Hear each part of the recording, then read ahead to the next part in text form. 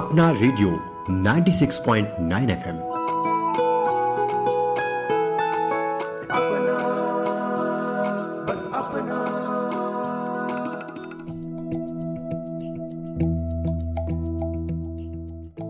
दोस्तों नमस्कार, आप सुन रहे हैं अपना रेडियो 96.9 एफएम और मैं हूं उदय शर्मा। दोस्तों आज विश्व बाघ दिवस पर हम लाए हैं आपके लिए विशेष कार्यक्रम जंगल का प्रहरी बाघ।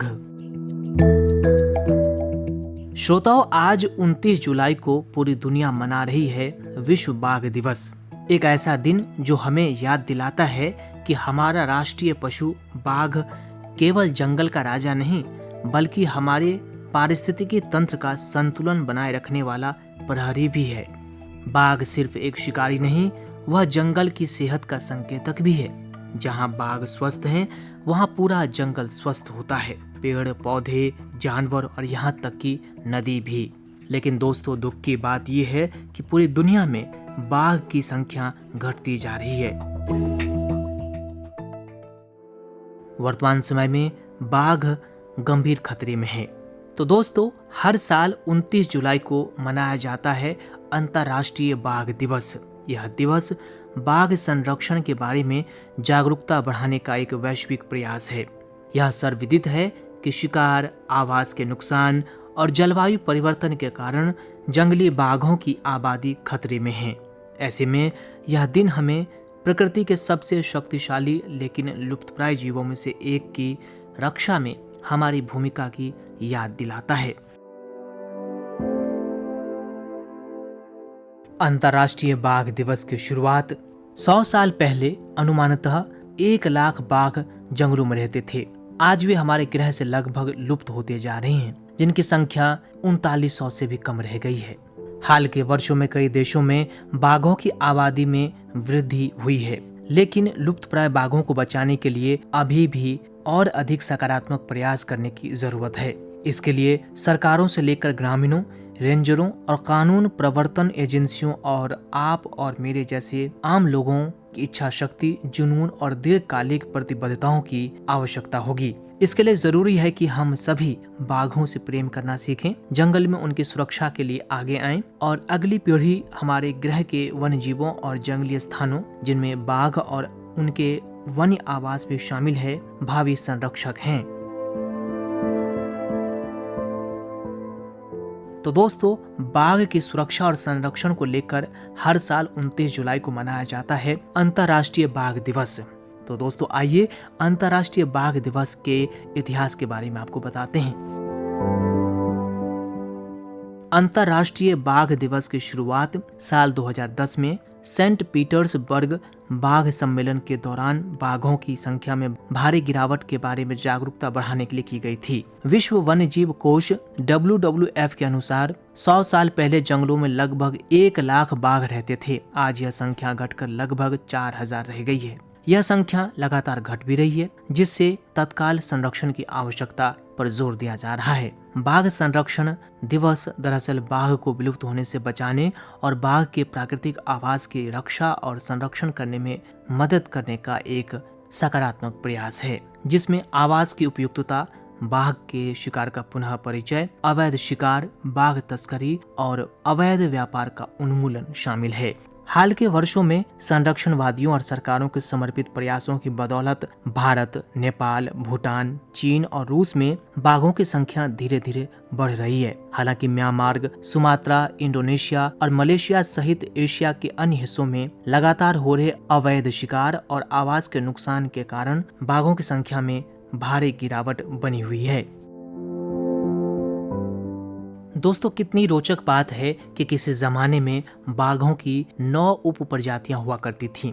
हर बाघ अलग अलग जलवायु और भौगोलिक परिस्थितियों में रहने के लिए विकसित और अनुकूलित हुआ करता था, जिसमें आकार से लेकर धारियों के पैटर्न और माइटोकॉन्ड्रियल DNA प्रोफाइल जैसी विशिष्ट विशेषताएं भी शामिल थी। आज भी बाघ उत्तर में साइबेरिया के सर्द सर्दियों वाले जंगलों से लेकर दक्षिण में इंडोनेशिया के गर्म और भाप से भरे उष्णकटिबंधीय वर्षावनों तक विचरण करते हैं। इनका आकार हमारे ग्रह पर सबसे बड़ी जंगली बिल्ली लुप्तप्राय अमूर नर बाघ जिसका वजन 660 पाउंड होता है से लेकर सबसे छोटे और गंभीर रूप से लुप्तप्राय सुमात्रा बाघ तक होता है, जो आकार में तेंदुए या जगुआर के समान होता है, जिसका वजन उनके उत्तरी रिश्तेदारों के आकार का 1/3 होता है।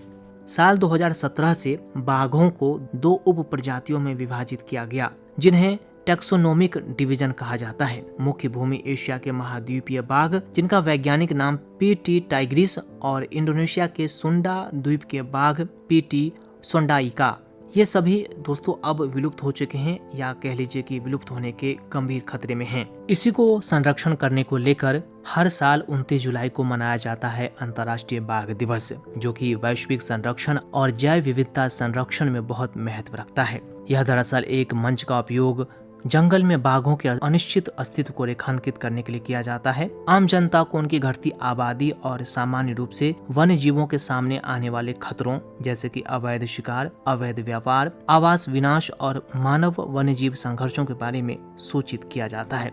यह दिन बाघों के संरक्षण के लिए किए गए अंतर्राष्ट्रीय, राष्ट्रीय और स्थानीय प्रयासों को मान्यता देने के लिए मनाया जाता है। संरक्षणवादी इस अवसर का उपयोग सफल संरक्षण के उदाहरणों जैसे लक्ष्यों की दिशा में प्रगति और संरक्षण की अधिक तत्काल आवश्यकता को उजागर करने के लिए करते हैं। दोस्तों, बाघों के समक्ष कुछ खतरे हैं, जैसे आवास का नुकसान और विखंडन, कृषि, वृक्षारोपण और शहरीकरण के लिए वनों की कटाई बाघों के आवास को समान रूप से कम कर रही है। सड़कों और बुनियादी ढांचों के विकास से आवास विखंडन हो रहा है, जिससे बाघों की आवाजाही कुछ हद तक प्रभावित होती है और जिससे उनकी प्रजनन और शिकार करने की क्षमता भी सीमित हो रही है।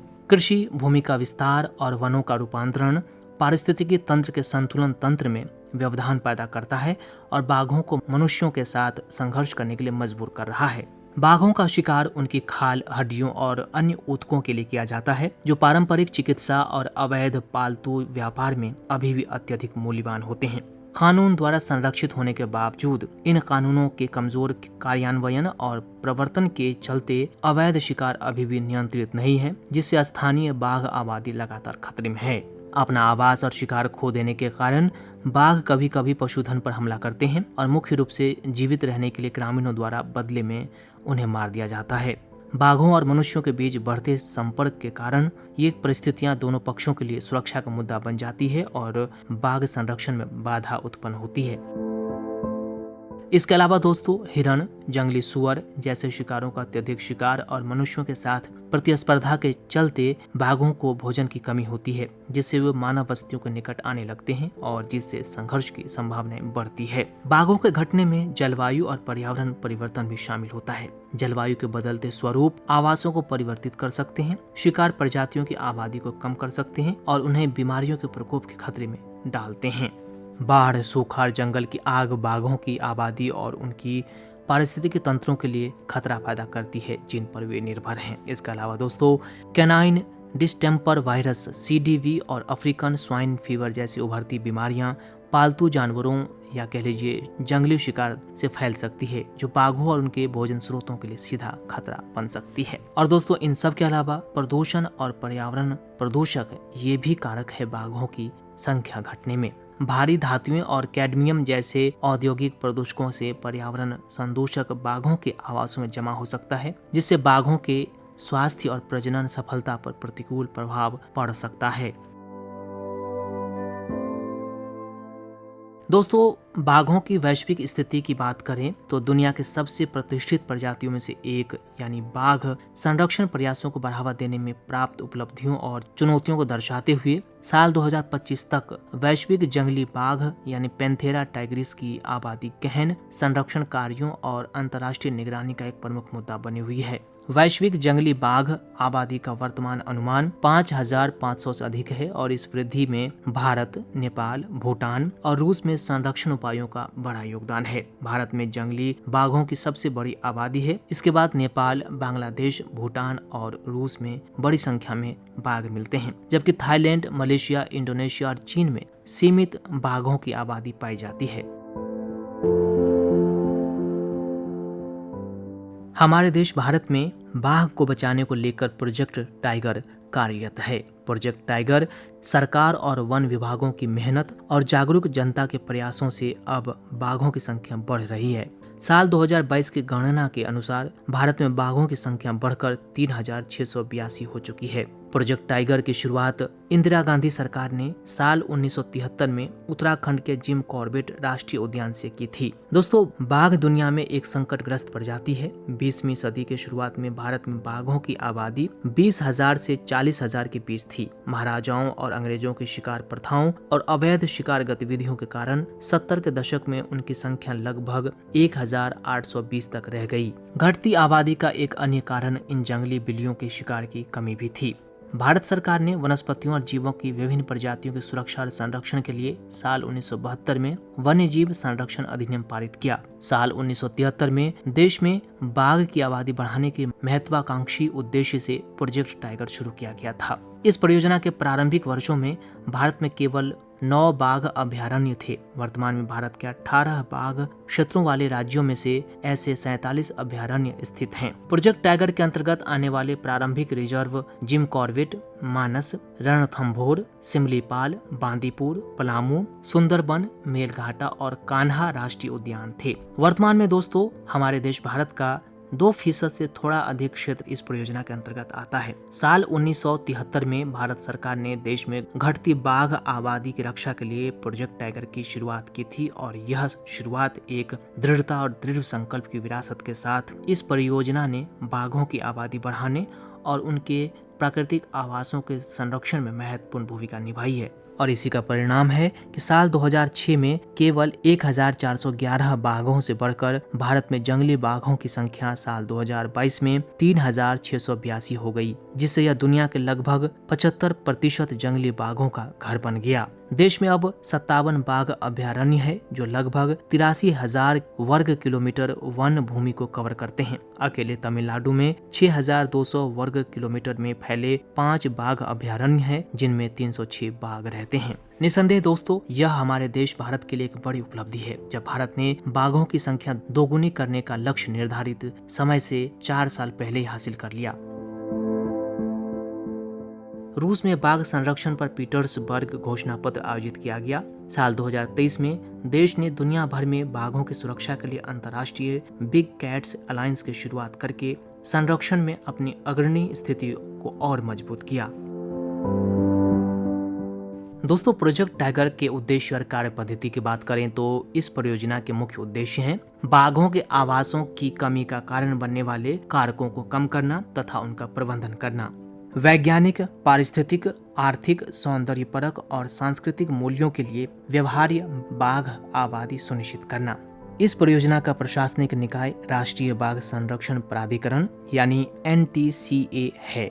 NTCA का गठन साल 2005 में बाघ कार्य बल की सिफारिशों के अनुसार किया गया था। इस संगठन के अंतर्गत 8 संरक्षण इकाइयां हैं, जिनमें से प्रत्येक का नेतृत्व एक निदेशक करता है जो अपने आरक्षित क्षेत्रों के लिए जिम्मेदार होता है।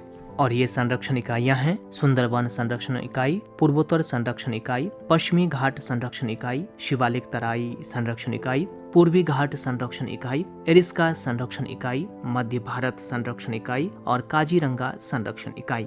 इन अभयारण्यों का निर्माण और संचालन एक कोड यानी बफर रणनीति के आधार पर किया जाता है, अर्थात कोड क्षेत्रों को भारत में राष्ट्रीय उद्यान या अभयारण्य का कानूनी दर्जा प्राप्त है। बफर क्षेत्र परिधीय क्षेत्र बनाते हैं और वन तथा गैर वन भूमि का संयोजन है।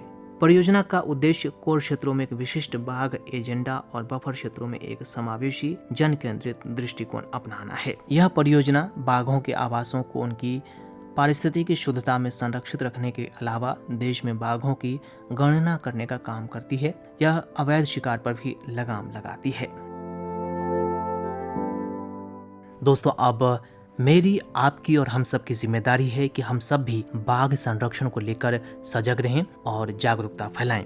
बाघों की विभिन्न उपप्रजातियों, उनके आवासों और उनके सामने आने वाले खतरों के बारे में हम सभी आज के दिन जागरूकता फैला सकते हैं। अपने दोस्तों, परिवार और समुदाय को बाघ संरक्षण के महत्व के बारे में बताकर आज के दिन को सेलिब्रेट कर सकते हैं।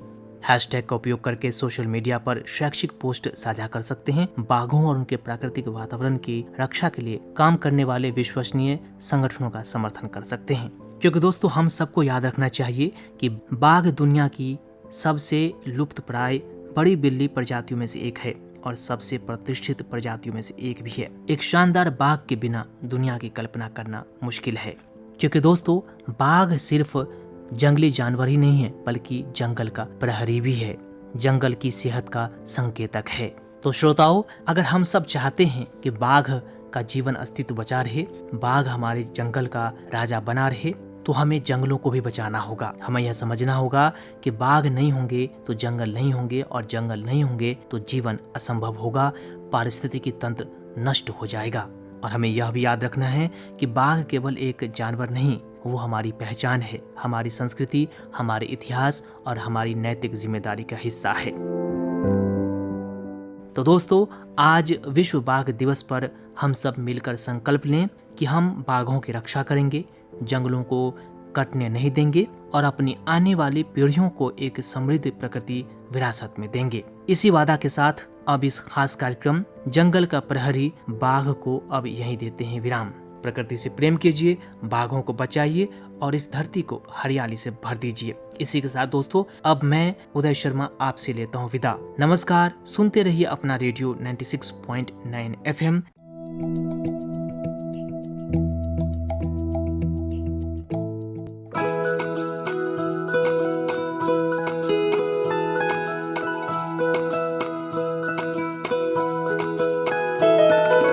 मेरी ख्वाहिशें, मेरे अरमान, मेरा बस यही सपना, जिंदगी में हर कोई समझे हम सफर मुझे अपना, अपना, बस अपना।